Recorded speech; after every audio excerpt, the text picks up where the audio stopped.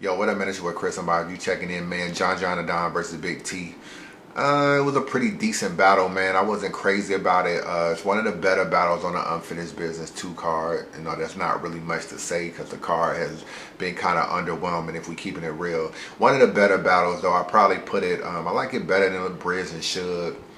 Definitely like it better than Rum Nitty and Clips, and it's probably ranked up there with the gun titles rematch or whatever. So that's not really saying much, but we know that RBE also did an event the same day. Obviously, I think they both took from each other. I really wish we could see like a wide screen just to see how many people was in the building for this card. I think that would just be telling, because the crowd, when they cheering a lot, you got niggas fans saying, oh, they gassing.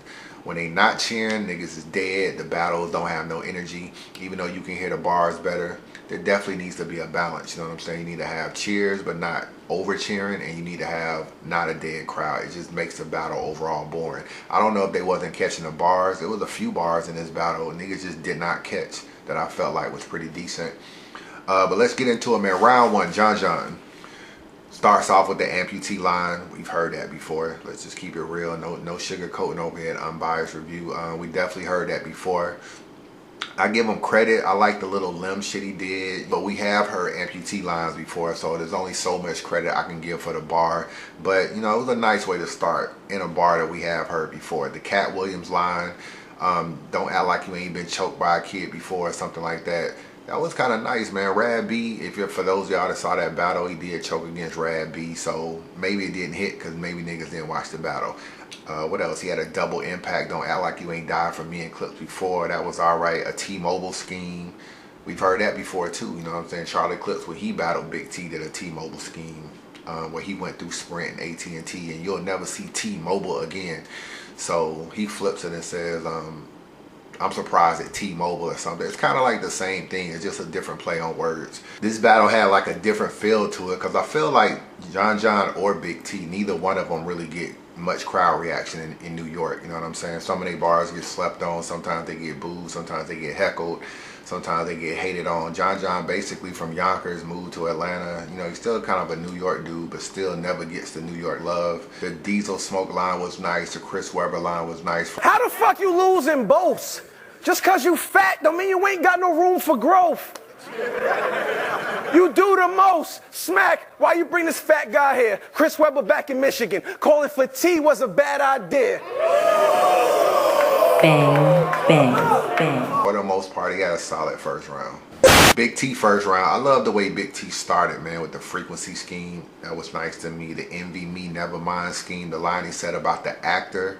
It's gonna be a bunch of hollows spitting, rocket launchers and shit, boot blockers and shit, hollows gripping, bah! Shot to the calf muscle when I hollow nicked him. Let T know he couldn't stand up, cause John leg was almost missing. Let T know, stand up, John leg was almost, listen.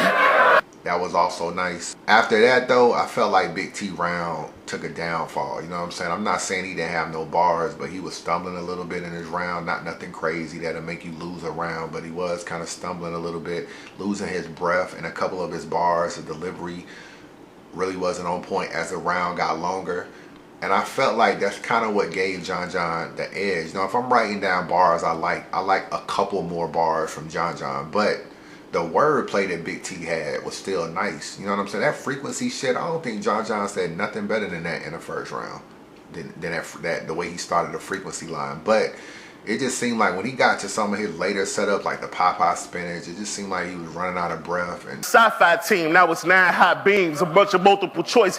Nice, I seen, see, he used to be nerdy as a sci-fi team, now he's still and spit mad spinach to his rhymes to make his punches stronger like a Popeye scene, see. Slipping through the round, and I just really felt like if he had maybe another haymaker later in the round or something, just something to edge it. Because I look at the first round as being kind of close. Honestly, the first 2 rounds are close, in my opinion. I might have gave it a Big T, man, first round, but I ended up going with John, man. I got him winning the first round. Second round by John, he starts off, he has the fat jokes, you know what I'm saying? He was kind of comfortable spitting the fat jokes. Probably even more comfortable than spitting his gun bars. He was just like in his element spitting the fat jokes. He said something about that's a cold word for this. So learn how to say no if I hand you a steak. I know, sounds boring, right? Like I'm just telling him to watch what he eat. But if you pay attention, that was also code words on how to survive in these streets. When you be calling out niggas like Hollow and you call out niggas like Surf and you want to battle them, the last thing you can do is use they stuff that's signature from them. Bitch hit my phone, said it's a party. I said, word, tell me where. And tell your girls drinks on the house. Everybody getting shots of Belvedere. I know you wondering why he telling me that silly shit. Because that's a code for a body. Let me tell you what that really meant. Because when you say da-da-da-da-da, that's a code word for this. That's something Surf do. He say da-da-da-da-da, that's a code word for a body. Though that's kind of like a signature Surf thing. You know what I'm saying? Like you got the subtitle shit and you got the code word signature. So he says that and the first thing I think about is Surf. And if you're known for stealing, people are gonna link everything you do to stealing. And I think John gets a I think he gets a bad rap for stealing bars. I don't think he steals bars or flip bars nearly as much as he used to, but in this particular battle we saw a lot of reused bars. The condiment scheme, it was clever, but it's been done before too. You know what I'm saying? I don't know. You better catch up if you must heard. Like we niggas have said that plenty of times in battle rap. You know what I'm saying? So he had a condiment scheme. It was also funny when he was like, "Yo, do you want me to rap like T?" And whoever that chick was, he was like, "No," or whatever. But he did the gun sounds. It was cool. What else did he have? The Urkel bar. This not my style. So watch as I get back to what I do. 6-second clips that keep repeating like a Vine loop. Or you like fast food. Or get this meal through your window soon as you drive through. I'm strapped to the TNT. You better be bomb proof. Your squad too. Your squad too. Cause they gonna have to find you a wide grave. I'm a different nigga. Like Urkel when he going through that Stefan phase. Like Bang. I feel like I'm getting on him about lines he used, but I watch so much battle rap, man. It's just like I can just pinpoint lines that's said before. And the crazy part is some of the way John puts it together is still clever to me, even though he does it a different way. He had the Future get knocked off. You rated the Panda bar. That line was nice. That line got slept on to me. I thought that line was nice. The Future Panda line was nice. Decent round by John. Nothing crazy, but a decent round. Big T comes back. He starts off with the swear to God. It fell flat, to be honest with you. Like, it didn't really have no crazy bar around it. It just fell flat.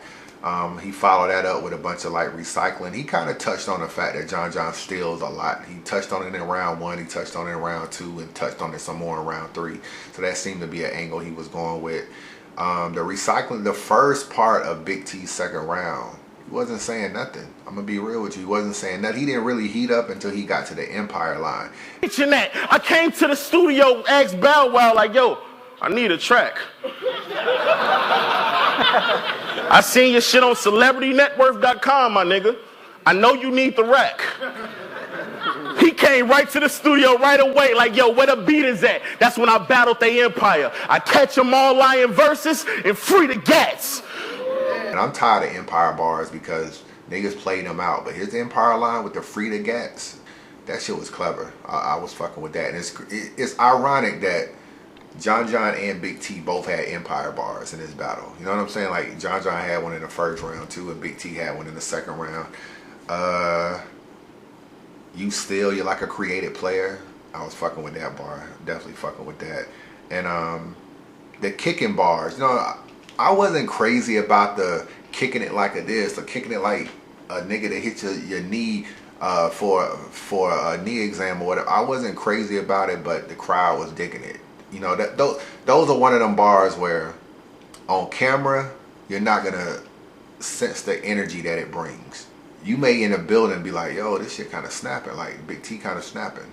On camera, it doesn't hit as much.